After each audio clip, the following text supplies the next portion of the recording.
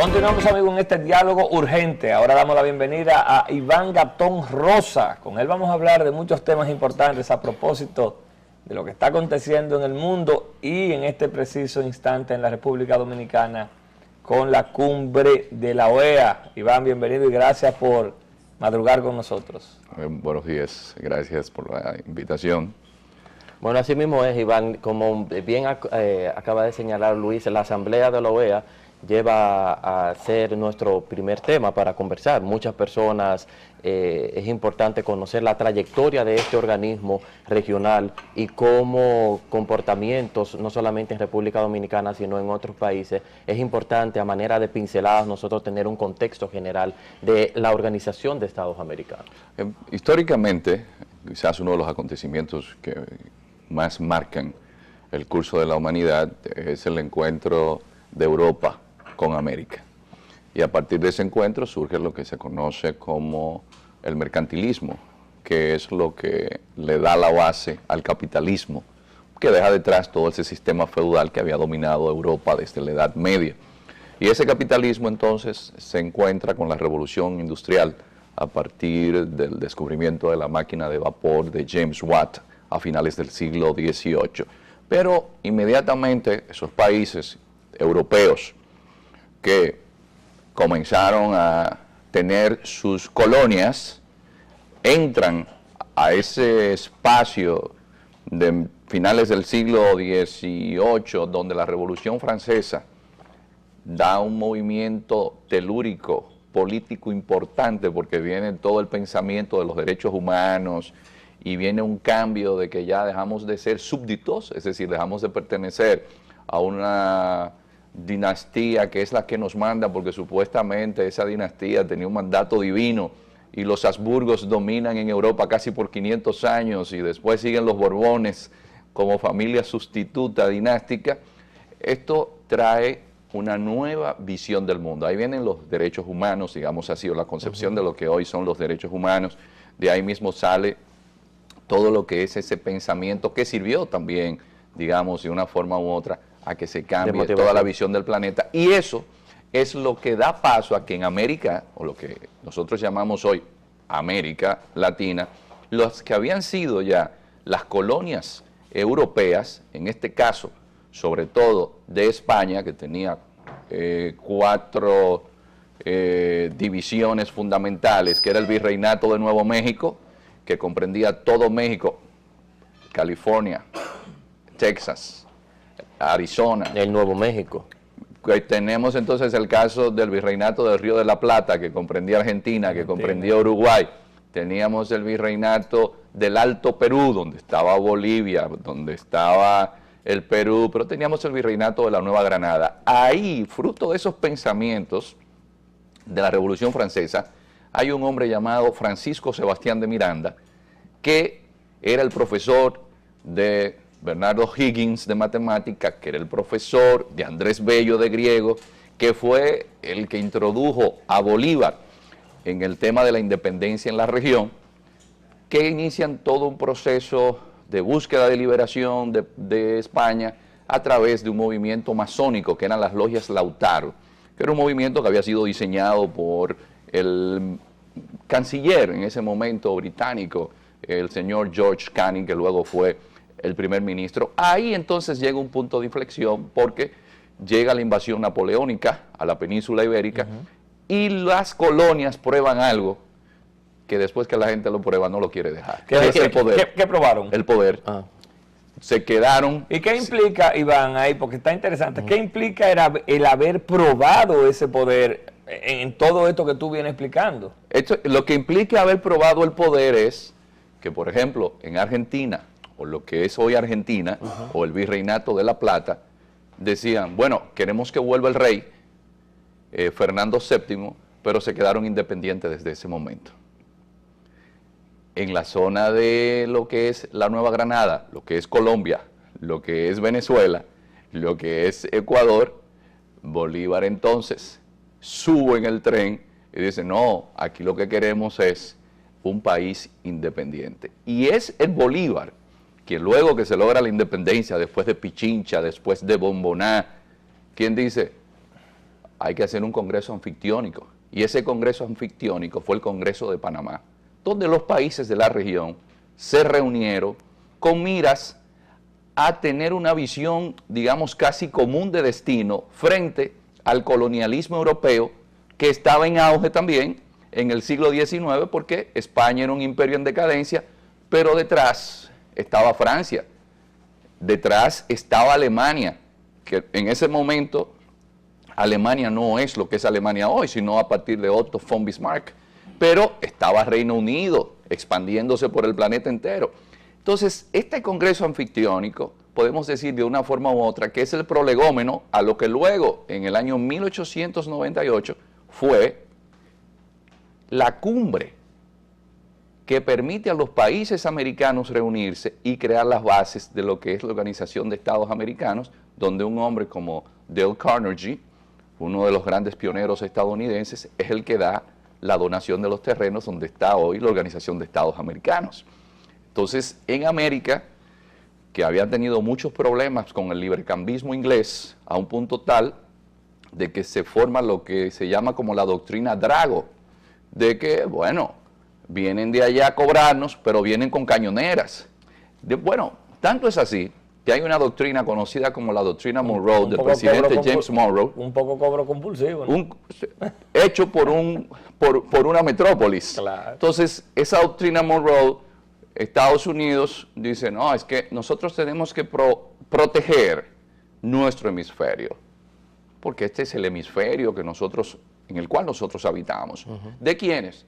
De esos europeos, porque nosotros olvidamos que quienes dominaban el mundo eran los franceses y los ingleses hasta la Segunda Guerra Mundial, que el hijo de los ingleses, que es Estados Unidos, entonces emerge como potencia. Entonces la OEA es lo que Estados Unidos de una forma u otra concibe cuando en la Segunda Guerra Mundial se firma un acuerdo que se llamó el Tratado Interamericano de Asistencia Recíproca, mejor conocido como TIAR. Hasta que en el año 1948, en la ciudad de Bogotá, Colombia, se hace una reunión donde el representante de República Dominicana era nuestro embajador allí, Joaquín Antonio Balaguer. En el momento en el cual se está celebrando esta cumbre... ¿Joaquín Antonio o Joaquín Ricardo? No, Joaquín Antonio Balaguer Ricardo. Ah, perfecto, ok. Y es nuestro embajador, que luego sería canciller, que eso es algo que mucha gente desconoce claro. O pasa por alto, que Balaguer fue un diplomático de carrera, que se inició como secretario en la embajada nuestra en Madrid. En Madrid, y que cae en desgracia la vez aquella que le hace el prólogo a Osvaldo Basil, y que después salen algunas historias de que, no el prólogo a Osvaldo Basil, no, a otra persona, creo que fue ahora olvido el nombre del intelectual, pero que a Trujillo no le gustó mucho, pero Balaguer se inicia en la diplomacia. Ahí es que lo castigan y lo traen, ¿no? De ahí es que lo castigan y lo traen. Como ministro de Educación. Y Balaguer entonces, que es un diplomático avesado, que está allí, incluso relata cómo fue que se da el Bogotazo y cómo él milagrosamente salva la vida en ese Bogotazo, que es cuando matan a uno de los líderes históricos de Colombia, Jorge Eliezer Gaitán. Entonces, ese Tratado Interamericano de Asistencia Recíproca es sustituido, es incluido dentro de la Organización de Estados Americanos y dentro de ese sistema de la Organización de Naciones Unidas, que se inicia a partir de la cumbre de San Francisco, porque anteriormente a Naciones Unidas lo que existía era la Liga de las Naciones, que se había creado a partir de los 14 puntos de Woodrow Wilson, que era como para tener una organización mundial que pudiera de una forma u otra, lo que se conoce en relaciones internacionales como el realismo político, es decir, los estados lo que tienen son intereses, no tienen amigos. Y siempre la dinámica... Estados Unidos bien que lo practica eso. Y que hay una dinámica. Un imperio no se impone por plebiscito, ni pidiendo permiso. Pero, Iván, porque me llama la atención algo. Vamos a estar claros, la gente que más o menos manejamos estos temas, vemos a la OEA como una dependencia de los Estados Unidos, incluso hasta en el territorio. Porque ese es el punto que quería expresar, que al llegar a la Liga de las Naciones, fracasar la Liga de las Naciones porque hubo una invasión a Etiopía, la Etiopía de Haile Selassie, que es el líder referente de Etiopía, pero también del rastafarianismo, una religión creada por Marcus Garvey. Pero entonces también viene el problema de Manchukuo, que es que Japón, que a partir de que Togo Heihachiro le crea el desastre a Rusia en la batalla de Tsushima, y se ve entonces que un Japón sí puede vencer a un país occidental y que esos países sí pueden pelear contra potencias europeas, a partir de ahí la Liga de las Naciones se desacredita y cuando pasa la Segunda Guerra Mundial, lo único que queda de la Liga de las Naciones vivo es la Organización Internacional de Trabajo. Se crea Naciones Unidas y Estados Unidos inteligentemente dice, pero vamos a crear un organismo regional. Y entonces hay un problema. Si yo mañana quiero tener cualquier tipo de incidencia en América Latina, no la voy a poder tener porque existe el Consejo de Seguridad. Y cuando hay un veto del Consejo de Seguridad, ya la situación no va más. ¿Qué sucede? En el año 1965 se da una situación en República Dominicana. ¿Y el veto no tiene apelación? No, si uno de los 5 que ganaron en la Segunda Guerra Mundial, porque eso no es democracia, eso se llama pentarquía, se llama la pentarquía del Consejo de Seguridad. Claro. De ahí que también se habla de que eso fue en el año 1945, pero que a partir de ahí, como usted deja fuera a India, que dentro de 10 años va a tener más población que China, que no esté en el Consejo de Seguridad. ¿Tiene Francia más incidencia o tiene Inglaterra más incidencia que India? Y como usted, durante un buen periodo de tiempo, dejó fuera a la República Popular China, porque era comunista, y tenía entonces a Taiwán hasta que Nixon lleva la diplomacia del ping-pong. Entonces, se da esa situación, y cuando llega a República Dominicana los incidentes de abril del 65, Estados Unidos decide hacer una invasión a República Dominicana, cuando ya estaba en un punto álgido el tema de Vietnam en la Indochina, que había sido colonia francesa. Entonces se toma como parámetro que esa invasión se está haciendo bajo la Organización de Estados Americanos y se crea lo que se llama una Fuerza Interamericana de Paz, pero los soldados que habían llegado primero eran americanos. Y el tema no se lleva al Consejo de Seguridad. Los rusos dicen que esa situación hay que revisarla, pero la OEA sirve entonces para decir, no, como organismo regional,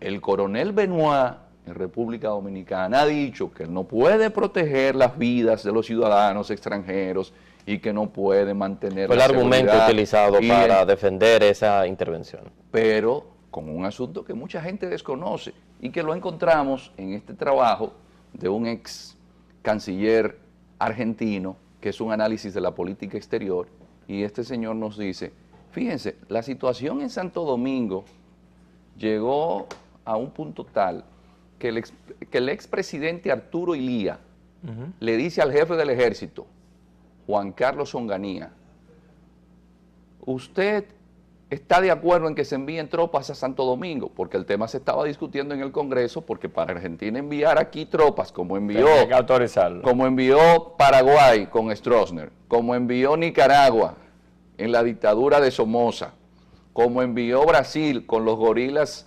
brasileños que habían derrocado a João Goulart, como envió hasta Costa Rica, que envió policías, Pepe Figueres aquí.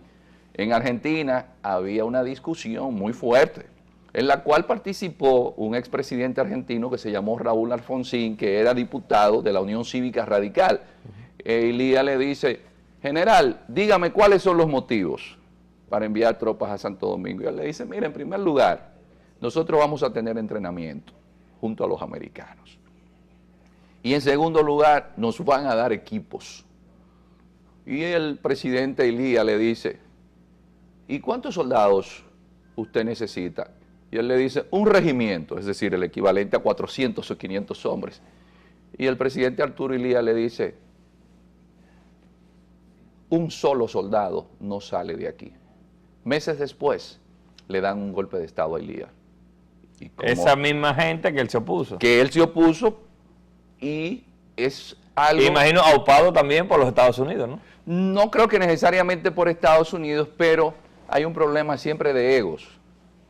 Y la élite militar argentina, en este caso, Juan Carlos Onganía, quizás se sintió humillado por el presidente, porque el cuestionario que el presidente le hace, lo pone a que él hable, y al final del camino le dice, no sale un soldado. Y ahí comienza en Argentina lo que se conoce el periodo de la dicta blanda. Fíjense ustedes cómo las implicaciones del caso de Santo Domingo, que no queda ahí, que ahorita lo vamos a empalmar con la situación de Haití cuando derrocan a Aristide, que entonces, bueno, lo podemos decir ahora, cuando Raúl Cedras derroca a Aristide, que termina Aristide en Washington, dicen hay que enviar soldados, vamos a hacerlo por la OEA. Descubren que no hay que hacerlo por la OEA, porque ¿y el Consejo de Seguridad para qué existe? ¿Para qué está el capítulo 7º de Naciones Unidas? ¿Para qué está el derecho internacional? El derecho internacional existe para aplicárselo a los que no nos simpatizan e interpretárselo a los países Amigos. que sí nos simpatizan. ¿Qué se hizo entonces? Mira, es que no estamos en Guerra Fría. No, pero que está el precedente de Santo Domingo, lo hicimos vía la OEA. Ok, pues la OEA que lo conozca y la OEA que lo envíe a Naciones Unidas. Y así fue que se aprobó la MINUSTAH. Okay. Que todavía está Que vigente. todavía en Haití. está en Haití. Es para que ustedes vean un asunto que a veces la gente piensa, pero este señor será de derechas, será de izquierda. Señores, si hay un problema en el mundo que nos perdemos nosotros, es pensar que las ideologías son las que realmente mueven el poder. No, la mueven los intereses. Claro. Y en el marco geopolítico de esa época, ¿qué primaba? La Guerra Fría. Iván, a propósito de la OEA, de este periplo histórico que hace, es muy interesante, que quizás mucha gente desconocía. El presidente de la República aprovecha el escenario de la Cumbre 46 que se está llevando a cabo en nuestro país para pedirle a ese organismo una especie de mea culpa y de perdón hacia la República Dominicana a propósito de ese análisis que hace. ¿Cómo ha caído esto? ¿Cómo tú lo evalúas, esta petición del presidente Medina sobre la invasión del 65? Mire, sin lugar a dudas, que cuando nuestros hijos lean la historia que se les enseñe sobre el país, van a encontrar un punto de luz en el cual existió una posición valiente de parte de un jefe de Estado que dicen, señores, ustedes saben cuántos muertos le provocó a República Dominicana y la fractura en términos sociales de una invasión tan ominosa como fue la invasión del 65.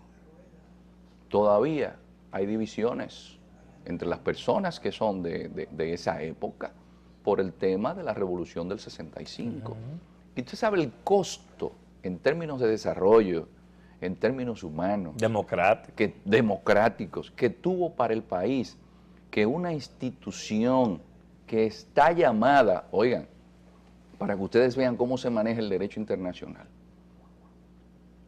Ese TIAR que mencionamos al principio, que a veces la gente no quiere que le hablen de historia, pero la historia es lo que le dice a usted cómo fue que se articuló el presente. Claro. Lo primero que hacen en Estados Unidos y los imperios es buscar historiadores. Y dicen, mira, ¿cómo es que vamos a manejar esta situación? ¿Cuál ha sido el comportamiento? ¿Cuál ha sido ¿Qué no llegó a esto? ¿Y cómo es que vamos a manipular a la gente a través de la historia?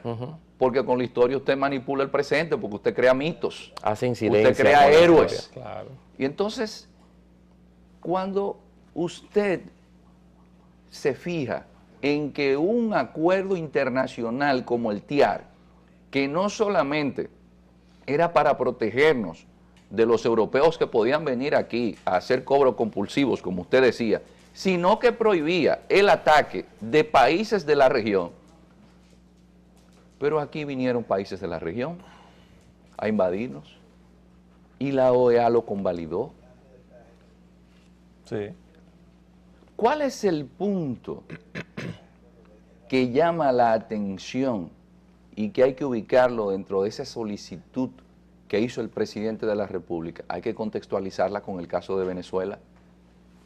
Y usted como organismo no se está invalidando a través de su secretario general,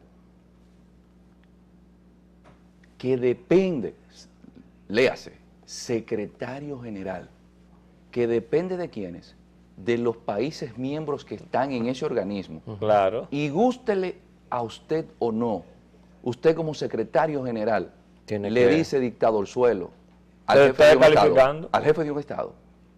Usted como organismo llamado a tender puentes, como organismo llamado a hacer lo más importante en un momento tan difícil como este, es hacer interlocutor válido.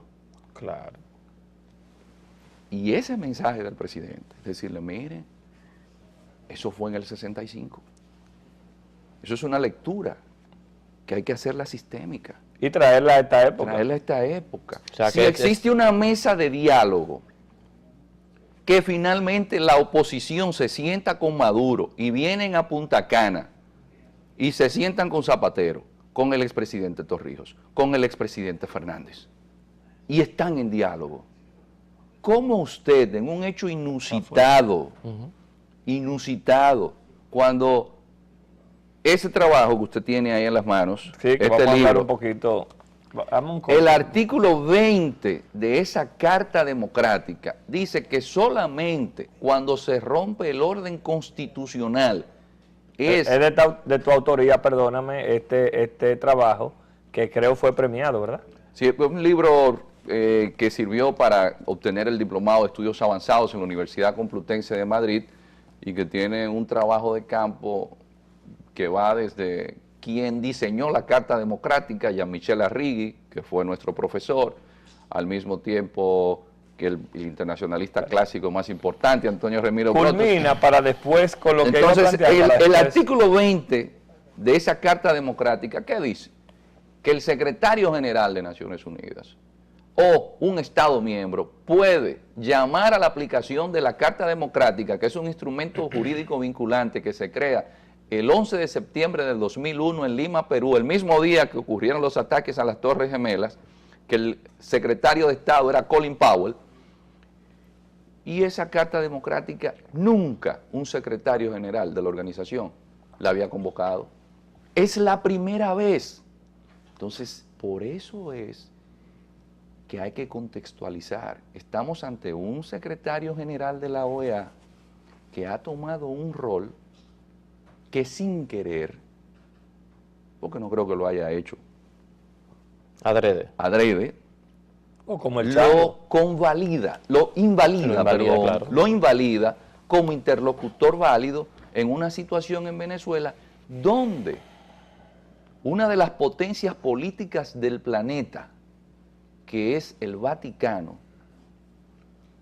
el segundo a bordo, es decir, el segundo en mando, había sido el nuncio papal en Venezuela, Pietro Parolini, y su santidad Francisco lo envió a Venezuela. Y el Vaticano da seguimiento puntual a lo que sucede en Venezuela. Y lo que ha estado llamando es ¿a qué? A diálogo.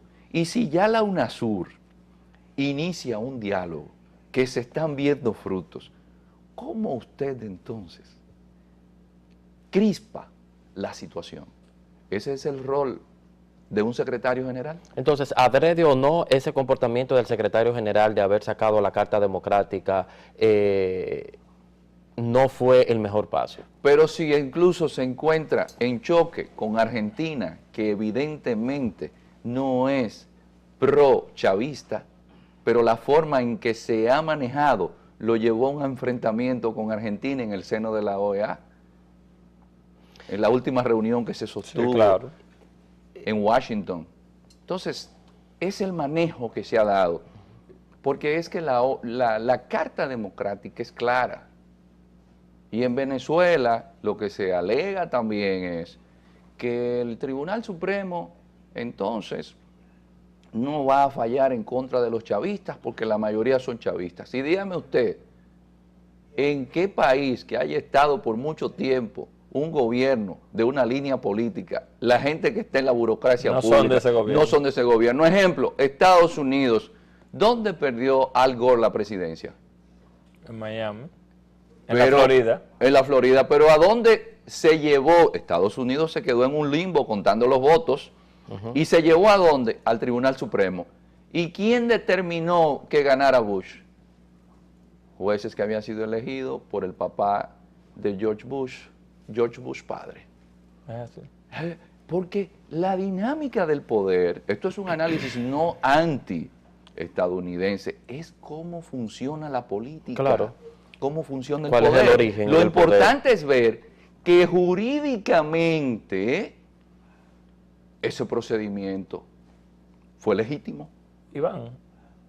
Iván, tenemos, porque en televisión el tiempo es corto y no queremos desaprovechar tu presencia para analizar un poco en perspectiva el tema haitiano. Vemos que se anulan las elecciones, vemos a Haití en un limbo, porque vamos a hablar la realidad, un presidente interino. Analízanos un poco la situación haitiana post elecciones, post salida de Martelly del poder y qué se vislumbra y qué papel va a jugar la OEA en ese espacio. Esta es otra situación que se da. Había necesidad de un enfrentamiento con Haití cuando sabemos la situación que tiene con Haití. La respuesta que da el canciller haitiano a los planteamientos que le están haciendo. Señores, desgraciadamente, la comunidad internacional completa es culpable de lo que está sucediendo en Haití. ¿Ustedes sabían cuánto se invierte por cada soldado de la MINUSTAH en Haití? Pero ¿cuánto se está invirtiendo entonces en Haití para creación de empleos? Es uno de los países más, no más pobres, más empobrecidos de la región. Entonces, ¿cómo usted le puede pedir peras al olmo? Entonces, la situación haitiana es la siguiente. Es un país que después de haber vivido en una dictadura ominosa como los Duvalier, después de llegar a un periodo en el cual la inestabilidad fue evidente, se hizo un experimento con ella y fue la de tener los aranceles más bajos en toda la región. El arancel consolidado haitiano es más bajo que el de República Dominicana y que todos los aranceles de la región. Y después dicen los que recomendaron a Haití este tipo de política, que ellos se equivocaron porque las pocas empresas que habían en Haití quebraron.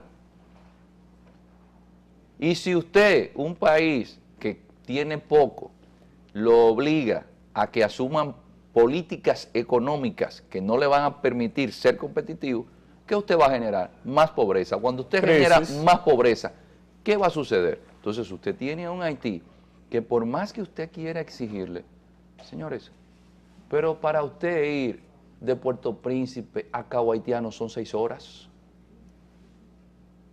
6 horas y 6 aquellas 6 horas por y aquel vaya a ver, camino. Y hay que ir con seguridad hasta... No, y las condiciones de las carreteras. Pero y todo un lo demás. Haití que usted no ha ayudado, ¿ustedes saben qué?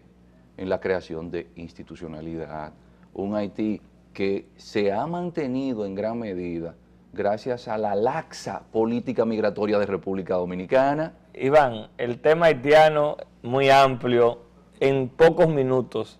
Situación Estados Unidos, Clinton, Donald Trump, ¿qué significaría eso para la región en 2 minutos? Miren, la gente ha subestimado las vueltas que da la historia. El gran historiador clásico Polibio hablaba de la evolución cíclica del poder. Cuando la democracia se inició, los tiempos de Pericles, ya existía un precedente que era con Solón lo que se conoció como timocracia. Y la timocracia hoy se le llama plutocracia. Y es que en la política solamente participan los que tienen dinero. Entonces, en el mundo, ustedes van a notar que ya los partidos políticos vienen lo que llaman outsiders, pero que tienen dinero. Y en el caso de Paraguay, el presidente es Cartes, pero Cartes dio dinero y el que era el secretario general del partido, que era el que le tocaba ser candidato, él llamó a una asamblea cambiaron los estatutos del partido y al hombre lo dejaron fuera. En Estados Unidos llega un Trump que es prácticamente un outsider, y con la oposición de los republicanos el hombre se impone.